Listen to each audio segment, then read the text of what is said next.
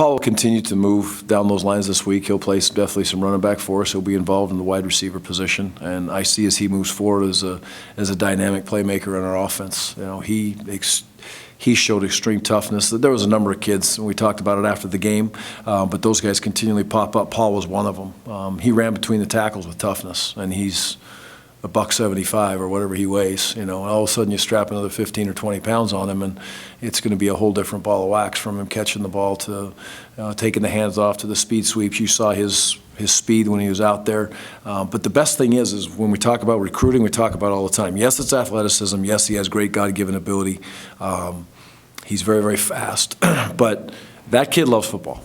And he loves to compete. In the beginning of the season, I think my job was more to just play a role, and now it's just owning to the seniors and finishing strong. So anything I can do really on the field, like I said, whether that's playing a gunner or holding up a gunner or even just taking snaps in the backfield, whatever I can do to just help.